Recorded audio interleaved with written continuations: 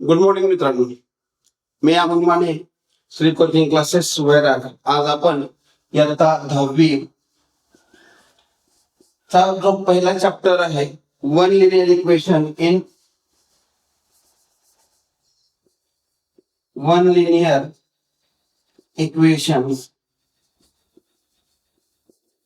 In two variables,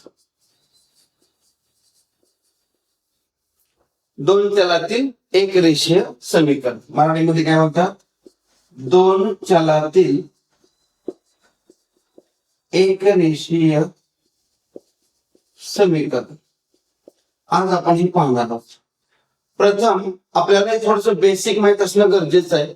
काय basic माहित असणं गरजेचं आहे की चल कोणाला म्हणायचं. एकपदी, द्विपदी आपल्याला माहिती आहे, बायनोमियल, मोनोमियल, ट्रायनोमियल. या ठिकाणी 2x याला आपण म्हणतो मोनोमियल, एकपदी. याला काय म्हणतो आपण? एकपदी. याच्यामध्ये दोन कन्सेप्ट आहेत, एक आहे 2 आणि एक आहे x. या x ला आपण म्हणतो कोएफिशियंट. काय म्हणतो आपण? कोएफिशियंट म्हणजे सहगुणक. काय म्हणतो आपण याला? सहगुणक. आणि जो x आहे या x ला आपण म्हणतो व्हेरिएबल. काय म्हणतो आपण? व्हेरिएबल म्हणजेच मराठीमध्ये आपण त्याला म्हणतो चल. याच्यापासून तयार झाला हा मोनोमियल. जेव्हा एखाद्या पदामध्ये दोन एक पेक्षा जास्त पद येतात तेव्हा त्याला आपण म्हणतो बायनोमियल. काय म्हणतो आपण त्याला? बायनोमियल. म्हणजेच या ठिकाणी जर 2x अधिक 4 बरोबर 20 असं जर गणित आलं तर याला आपण म्हणतो बायनोमियल. काय म्हणतो आपण? बायनोमियल. याच्यामध्ये आपण या व्हेरिएबलची किंमत काढू शकतो. या x या पदाची आपण किंमत काढू शकतो. यासाठी आपल्याला काय करावं लागतं? प्रथम सजातीय पदाचं आपल्याला पक्षांतर करावं लागतं.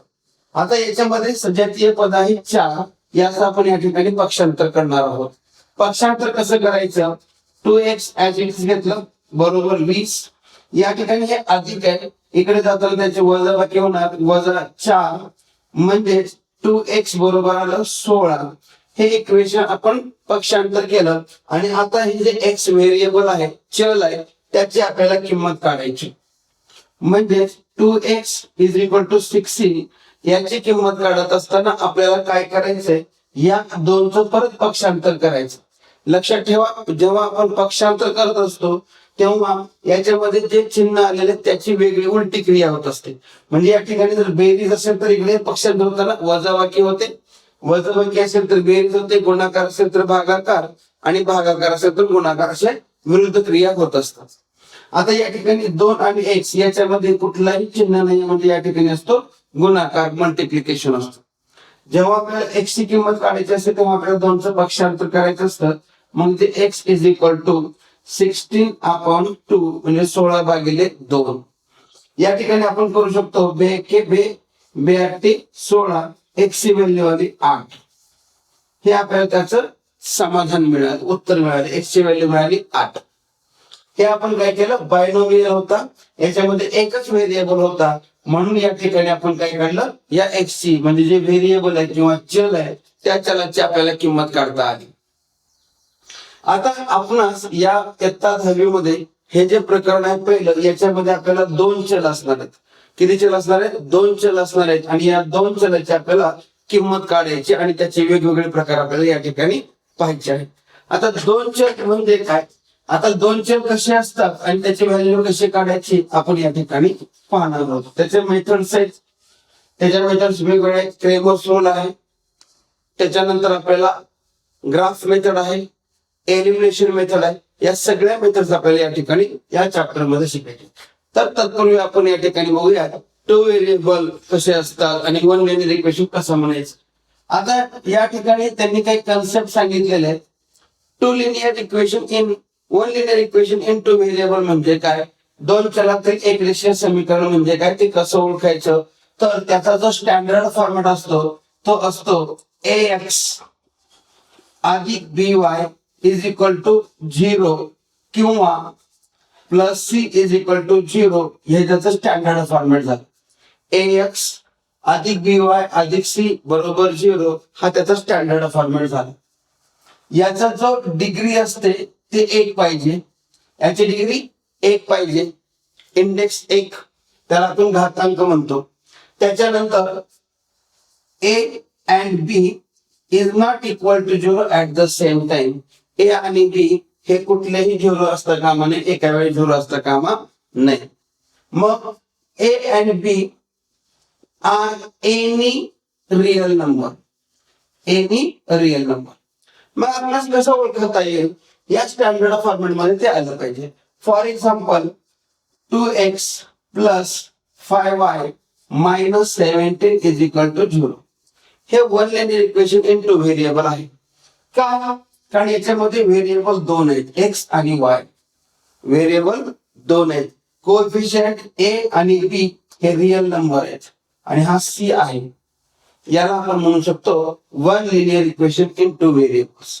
जर असं गणित असलं 4x² minus 5y is equal to 16.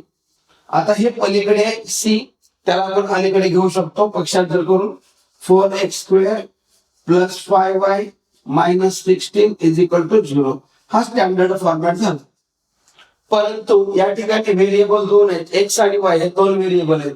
परंतु याची जी डिग्री आहे ती डिग्री 2 आहे, म्हणजे हे one linear equation in two variable नाहीये. लक्षात येते. आता आणखीन एक एक्झाम्पल आपण बघूया. समजा असं असेल 0x अधिक 5y plus 16 is equal to 0. This is also not a two one linear equation in two variable. हे सुद्धा दोन चलातील एक रेषीय समीकरण नाही, कारण याच्यामध्ये जे a आहे तो 0 आहे. याच्यासाठी तुमचं जे पुस्तक आहे त्या पुस्तकाच्या पहिल्या पेजवरच या ठिकाणी आपल्याला एक टेबल दिलेला आहे आणि त्या टेबल मध्ये सांगितलेलं आहे की पुढे कुठले वन लिनियर इक्वेशन आहे आणि इक्वेशन नाहीये, ते आपल्याला सहजासहजी ओळखता येते. तर अशा पद्धतीने one linear equation in two variable आपण या ठिकाणी पाहिलेला आहे. याच्या पुढचा भाग येतो तो आहे आपल्याला या गणितामध्ये, जसं आपण मगाशी पाहिलं होतं 2x plus 4 is equal to 20. याच्यामध्ये पक्षांतर करून आपल्याला x ची किंमत काढता आली होती. परंतु हे जर आपण गणित पाहिलं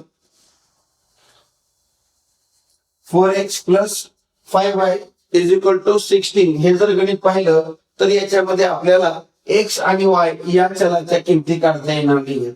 का काढता येणार नाहीयेत? कारण या ठिकाणी दोन वेगवेगळे चल आहेत, एक x आहे आणि दुसरा आहे y. या दोघांपैकी आपल्याला कोणाशी पक्षांतर करता येणार नाही. इथे आपल्याला सजातीय पदांचं पक्षांतर करता आलं होतं, इथे सजातीय पदांचं पक्षांतर करता येणार नाही. म्हणून आपल्याला या ठिकाणी वेगवेगळ्या मेथड्स अवलंबायच्यात, ज्याच्यातून आपल्याला x आणि y याची आपल्याला काय करता येईल, किंमत काढता. त्याच्यातील जी पहिली पद्धत आहे ते आपण पुढच्या तासाला पाहणार आहोत. मला वाटतं हे आपल्याला समजायला काही हरकत नाहीये. म्हणजेच जे one linear equation two variable असेल त्याचं स्टँडर्ड फॉर्मॅट आहे ax plus by plus c is equal to 0.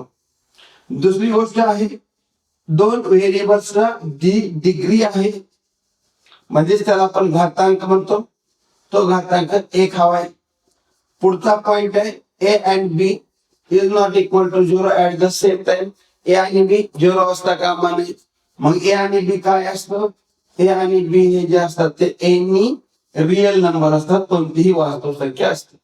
हा जो स्टँडर्ड फॉर्मॅट आहे हा स्टँडर्ड फॉर्मॅट म्हणजे आपल्याला वन लिनियर इक्वेशन इनटू व्हेरिएबलचा असतो. धन्यवाद. पुढील तासाला आपण भेटूयात पुढचा चॅप्टर घेऊन. आपल्याला x आणि y याची व्हॅल्यू कशी काढायची